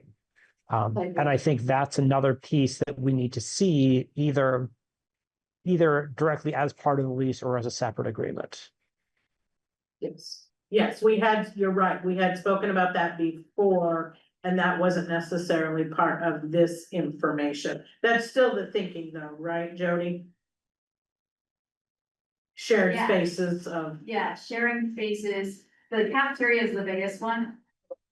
The other spaces are limited, and so I presume we would make the same sort of request that anyone else would in advance of wanting to use this space. So if we needed to do an award ceremony and we wanted to use the auditorium, we would make the request just like anyone else in the district would. But seeing that, what's the plan that, what's that part of it? Yeah. Right, so I think that what they're asking for is to clarify in the lease, clarifying anything that would be like regular usage. Like if you wanted to have PE classes, if you wanted to have library access, cafeteria access. Whatever else I'm not thinking of. Yeah. Yeah, they wouldn't have a process. Marty? So is this lease a lease for the land where the building is gonna be, or is it all these other things as well? I mean, to me, it seems like a lease related to the bond is to lease that piece of land to build on. And then there are these separate lease agreements for use of the gym, use of the auditorium. Maybe there's no need for that because an outside organization to say, can we use your auditorium, and it's approved or not. Right, except for, and so, So this is for the land, that would be a facilities use agreement, which is separate. and although when you do dig into it, there are certain parts of it that once you have that building there, that there are expectations or agreements that we make about, about lots of different parts of it and, Lori. I think Chris had a It different- is something of a hybrid. It's not really just for the land. It's because it incorporates the building too. In terms of, if the lessee is not insuring the building, then we step in and we insure it and we, tack on the cost of the insurance. So there's an integrated fund. It's kind of a hybrid. But what we also don't have here is something about what happens if there's a state forced murder in some respect that, U-32 is no longer U-32, it's something else. There's no contingency for that, which I think we need to have, because that's certainly a possibility, given the way the legislature may or may not be moving. And so there's a lot of stuff in here, I think that we have to be very careful of. And, to go section by section, because, there's some inconsistency, I think, in the language. That's why I think we do need to have our own attorney looking at it. Yeah. Again, not an adversarial, but we have separate interests in regard to the lease and, the clarity of the language and who has responsibility for what. So I really feel very strongly about it. Yeah, no, and I agree. The things that we were talking about, sorry, Lori, were the very specific things if to give guidance. So that we at least have an understanding of what we might be expecting as a rent amount. And then a term, and then, all those other parts, if we authorize Sean to continue diving into it. To begin to really fine tune it, to then it kicks over to our legal to also review it and that. See, I would see that as a parallel. Yeah. Operation, because, Sean said he's gonna be representing. Yeah. The other district, which is another district. I mean, we're part of it, but it's another district. And so I think we would wanna have a parallel track with our attorney and then letting Sean and that person go back and forth. I see your hand, Zach, I'm going to the floor. Yeah, I agree with what Chris was just saying. I think we need a parallel and have our own council working. It would also help their council, because it would make it more creative. And we could separate, the building and parking. Because they're also gonna use part of help us rebuild that part of the parking, but also there would be some cost in maintaining the parking or whatever. And that would be, in my mind, separate of the use of land, and then maybe we could have a memorandum of understanding of the use of facilities with the cost, right? Yep. So may necessarily not to lease, again, I'm not the lawyer, but we could have a memorandum of understanding of how the facilities are gonna be used and what the cost would be. And then the lease is particularly on the land and this parking and the services around, not necessarily on the use of U-32. Because that might change, she might not know until we actually know the amount of Right. kids that are gonna be there, how the cafeteria is gonna be impacted, and the memorandum of understanding can be changed as opposed to at least. Zach? Yeah, just one thing I just want to comment on is that I feel very nervous about the timeline that you're asking us to basically sign off on a lease to go to the voters for November. I think that given sort of how basic it is now, I mean, I think that if we agree to, say we like the idea, we want to move, we support the process, we want to move forward. I think it absolutely makes sense to have the attorneys start working on the lease. I get real nervous about the timeline, realistically about the timeline that you're asking us to say, okay, we're set, given how little work has been done on it to date. So one of the things that I pose out too, Chris, I don't think it's realistic to have a meeting in between now and the 19th. I just don't feel that, and I don't know that we'd be able to gain the information that we need. So I think at the 19th, we're addressing as many questions as we can about the positioning of, the proposal for that. We get as much done on the lease as we see. And when we come to there, we are considering it, but we know as a board, we know what the timeline is, but we may have to say we don't have enough information at that point. But I think if the board is agreeable to moving forward to gathering this information and this lease work before the next meeting, then it becomes part of the discussion and the decision at that. Does that make sense to people? You hung me up on the last piece of that, so. By the next meeting, what sort of definitive action are we taking related to the lease? So it all depends on what we see. So depending on what we see, we may be like, woohoo, this is good, let's go. Or we might be, you know what, I still have 5 extra questions, Yeah. and we don't, I mean, the 14th, we have a meeting on the 5th. Right. Or something like that, and so the 2nd. And so, we would be able to, review again at that point, so there's some timing. However, you know, to be respectful, I wanna be sure that we all feel comfortable with what the decisions are that we are putting forward. It's a big decision. Yeah, well, can we put to you, Jody, tonight? Maybe you'll need some time to think about it and go to your board, but like,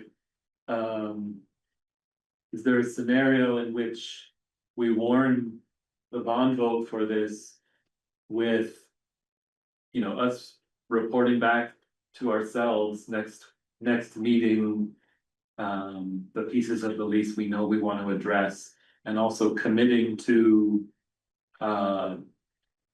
engaging our attorney to work on it in concert with your attorney, but not necessarily having it finalized even before the bond vote. I mean, it shows a lot of good faith on our part, clear intent to enter into a lease, but you know, it may not be finalized by that time. So, and again, I would say, let's see what the 19th brings. And then, you know, then we'll look there and say, okay, are we almost there? Let's see what the 2nd brings. Yeah. And so then as we're getting there, checking in to say, have we given what we need to for that? Chris? Since we're talking about a lease of land, we need a survey on what piece of land we're actually talking about. How much land? You know, and just, Yeah. because you want to be able to mark out the borders of what Yeah. we're leasing. Yeah. Yep. All right, so then, oh, I'm sorry. I was just gonna say, I think before we leave the lease, we need to probably take a motion that we want to, Right, that's okay. as a board, give approval to move forward with that work getting done to flesh that lease out, so that our lawyer can then look at it and there can be some back and forth. I second your motion, Priscilla. Oh, I didn't realize I was making a motion, I was saying we needed to do a thing. Yeah, But so I'll if make you a look at motion. her board action requested, that might be able to. Would you? And Ursula, we get, and then permission for John Dewey to work, because he represents us sometimes, I think he needs that as permission to be able to work and lease on the other side's part. So we would go. Grant permission, I move that we grant permission for CVCC SD to continue to engage Sean Tui in the work of drafting this agreement. Provide revisions for consideration at your next board meeting, or at our next board meeting. Is there a second? I second. Any further discussion? Second. And it was Sean Dewey. Yeah. Yeah. Doohey. Any further discussion? All those in favor say aye. Aye. Opposed? Aye. Staying. One abstention. Any other abstentions? There was one. One abstention. It passes. All right, so do you have what you need, Jody, from us? Okay. So let's take a 5-minute break, and then when we come back, we will be ready for our 5 minutes, so 8:26. All right, we'll come back together. This is the time when we have our opportunity to meet our.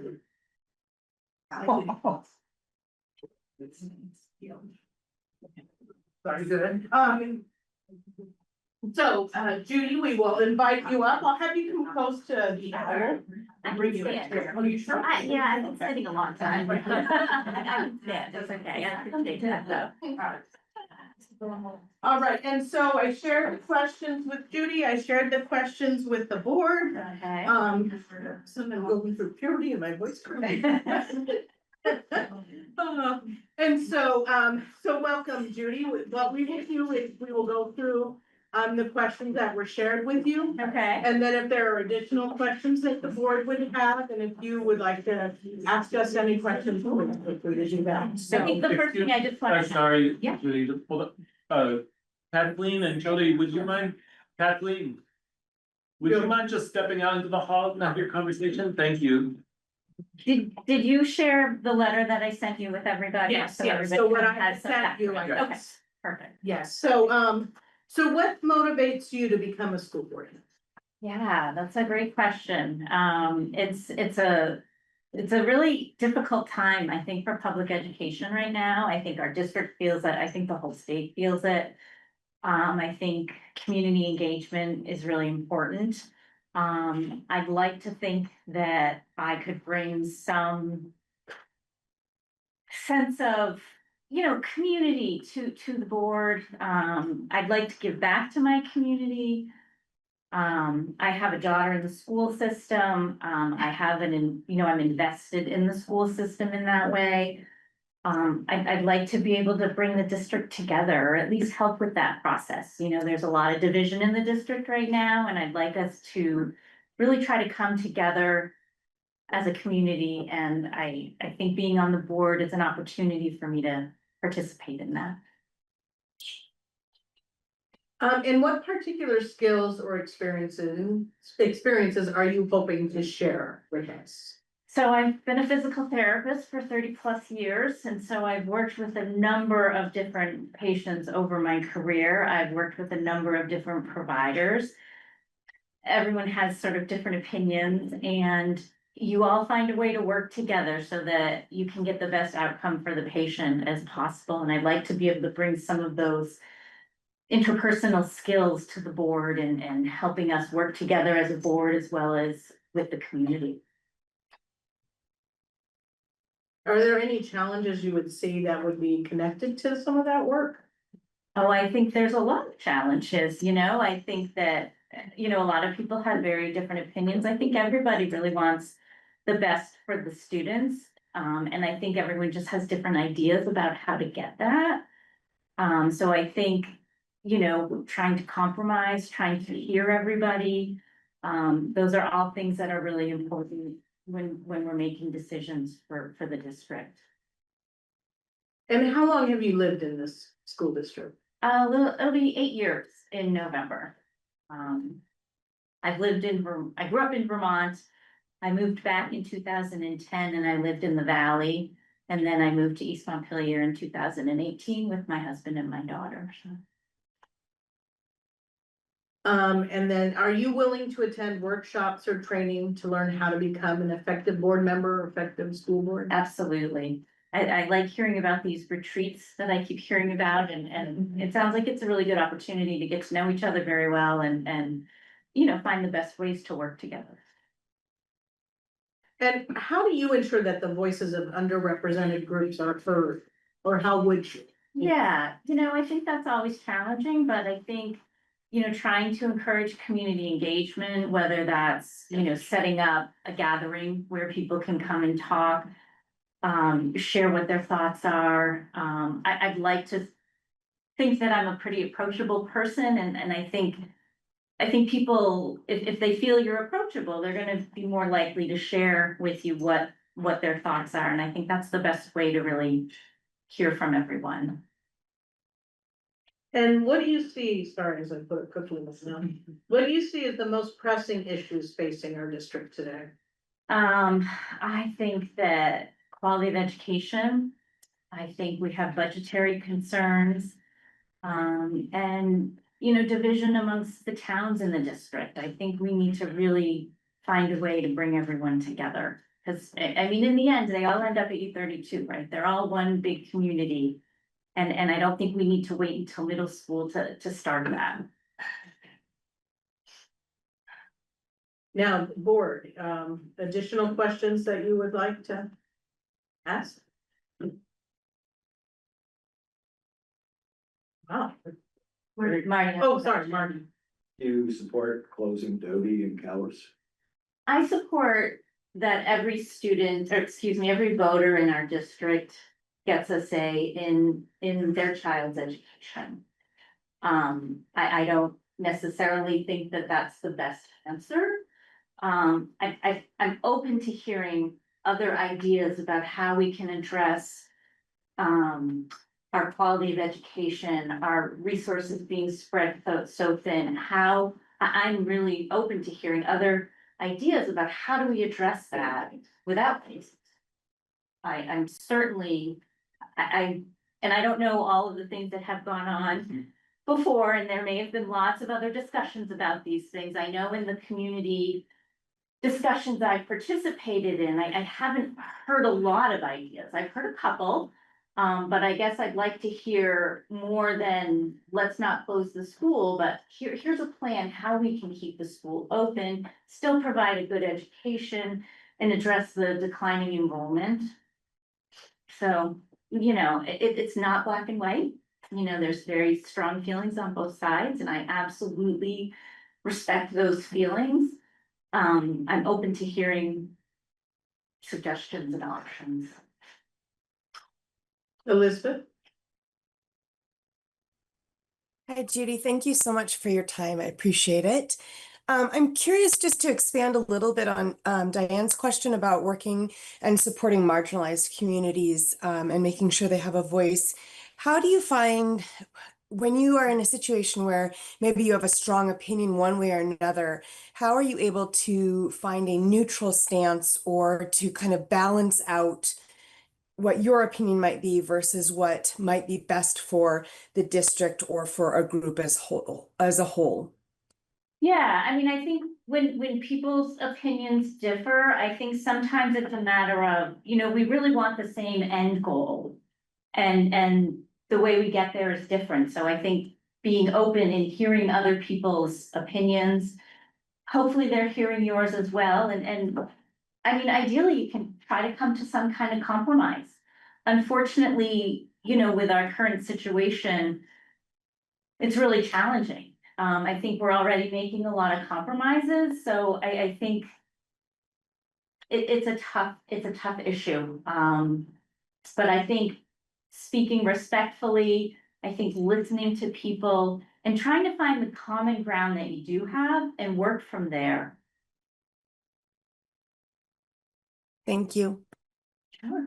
Julia? Hi, Judy. Thank you for being here. So you said that we all want the same end goal. And the towns of, I'm following up on what Marty said, the towns of Worcester and Calais said that their goal is very clear, that they believe that they want to have a small school continue to exist in their towns. So how do you reconcile that fact with we're all working toward one end goal? Well, I guess I'd like to think, particularly as a school board, our task is to try to provide the best education that we can to our kids. And if that's a small school, then that's a small school. I think that the issue goes much deeper than the education of our students, particularly with people that have lived in those towns for a long time. I guess I think the school board is tasked with providing the best education for our students, and I think we have to figure out how to do that. I don't have all the answers, that's for sure. Any other questions? All right, so what we will do is move into executive session to review and reflect. Is there a motion? And would you, sorry, would you both be invited into it?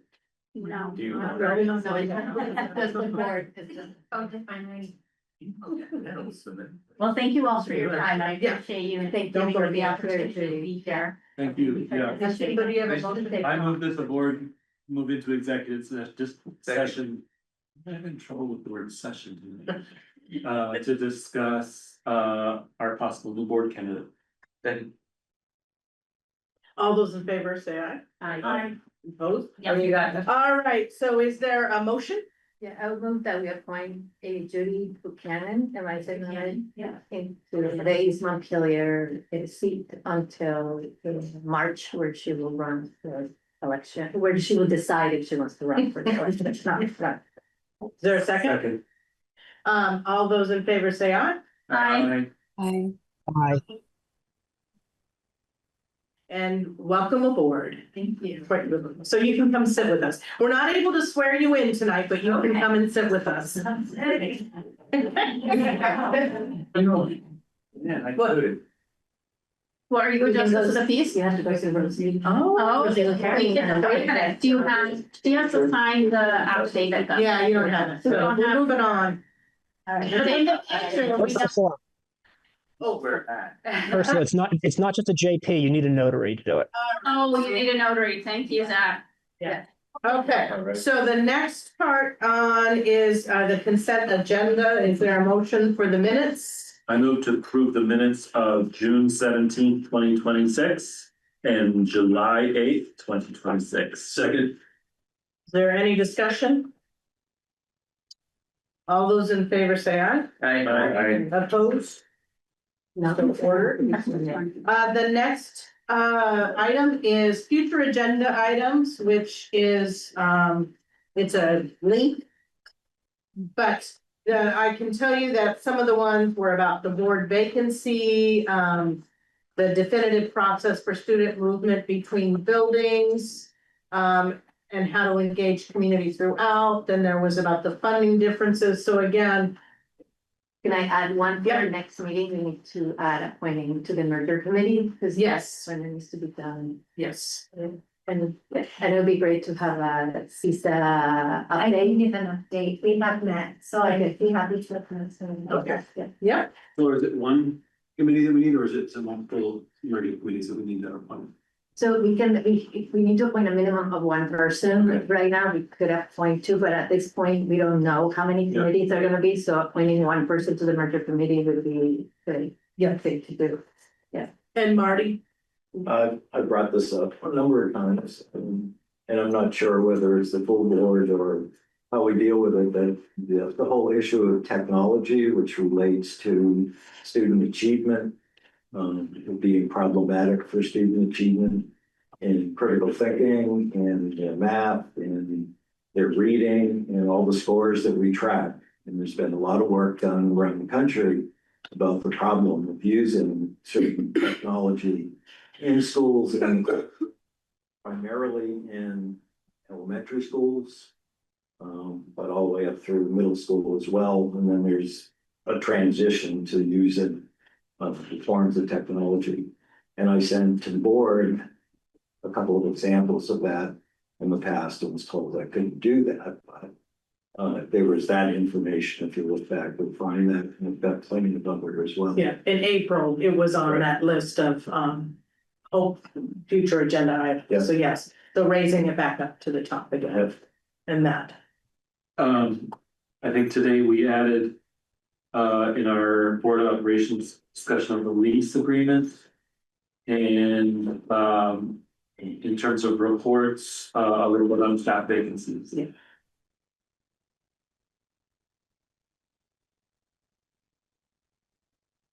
Any other? Ursula? I have a suggestion for our future board agenda items, and it's to maybe add a column to the table that can indicate whether or not it's been taken up by the steering committee and where it has been sent, whether it's been sent to committee work or it's in our work plan or in the parking lot. And maybe even a column for, we did address that it was on this date, so that it's easy to go back and look up the minutes and any packet material that went with it. I have asked to Ashley that when there is a packet that is posted on the website, it's fine to have the links.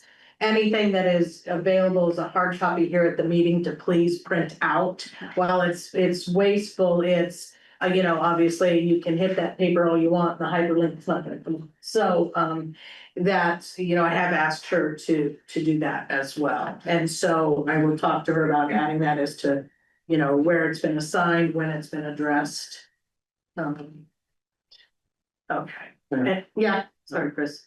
Good. Yeah.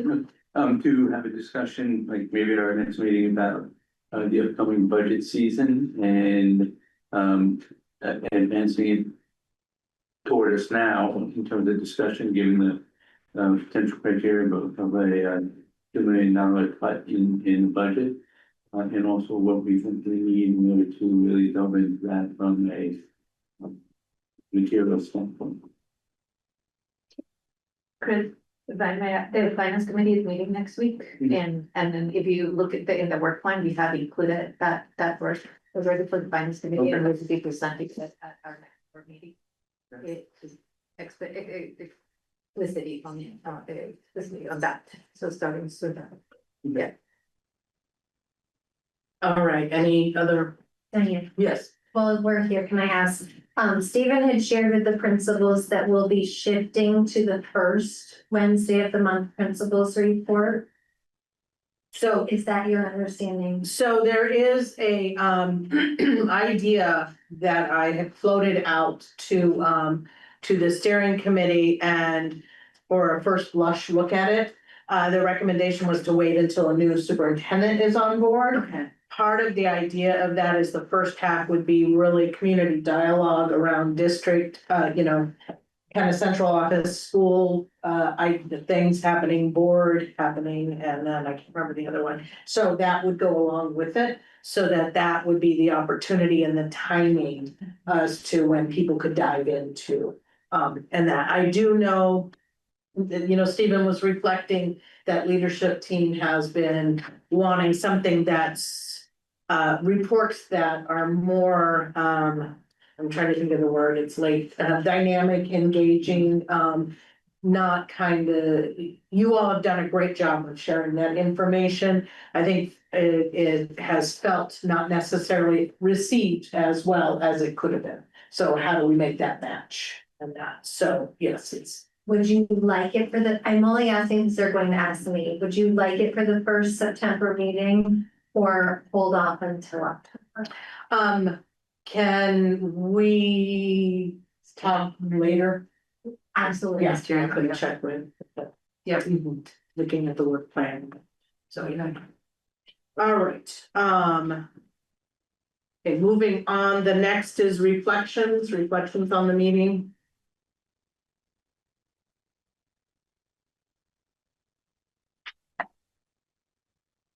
Thank you to those who, you know, I know Zach, Julia, and Elizabeth are on vacation, so thank you all for making the time to join us online. Thank you to Orca.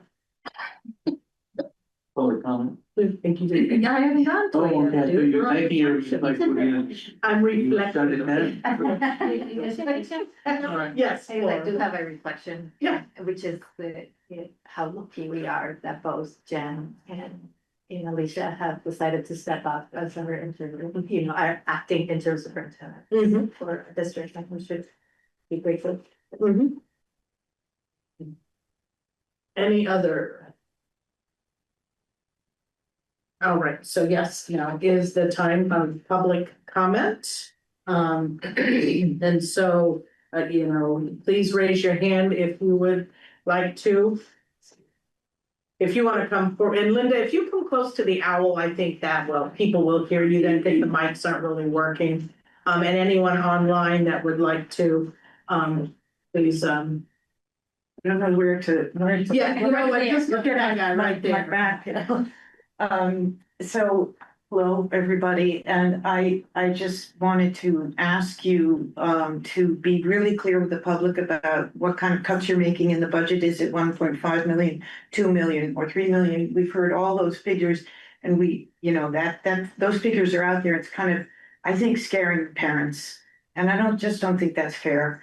So I wrote a letter July 17th. I would love to board correspondence. I'd love to have a response, and that question was in there. And I think it's still kind of hanging out there. So that's my comment, and welcome back. It's a new year. So. Thank you. So we responded? I mean. Okay.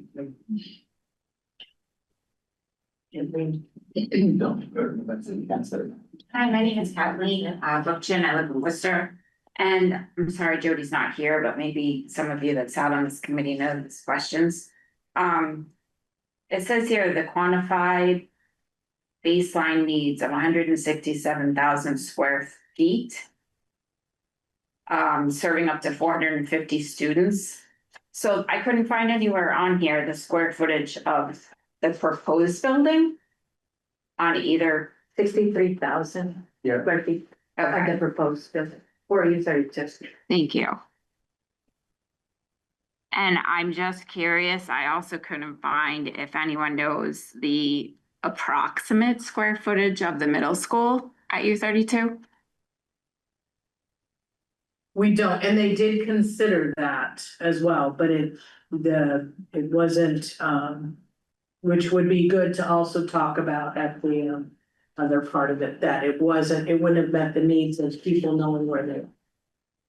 Wouldn't met the needs of, So that they would be in the back of the building and people would not necessarily know how to access, and it wouldn't offer them the same building space. that this page does, you mean? Correct. Okay, and when you say they wouldn't know, what do you? The public, or where people are. I would not answer that, since I used to teach that. There are some programs that people from the public come into, like cosmetology. So that access, knowing where to go to find within there. And it's also in medical professions, people come in to get the blood from, stuff like that.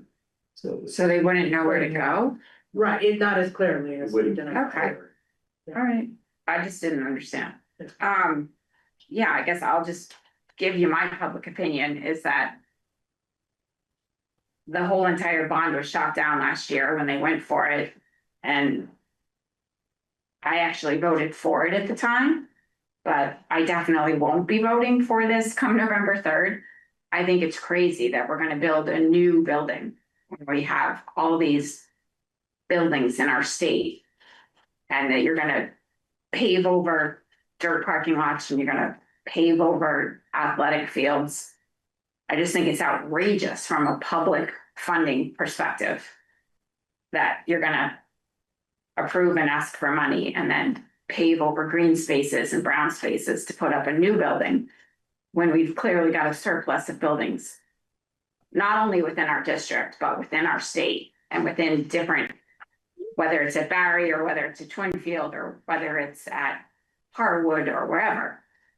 The fact that we're gonna ask people to build a new building, a new school building, when we've got a surplus of school buildings is outrageous. Thank you, Kathleen. Thanks. Any other online or in here? Okay, not seeing any. Is there a motion? I'd love to adjourn. Second. All in favor, say aye. Aye. Opposed?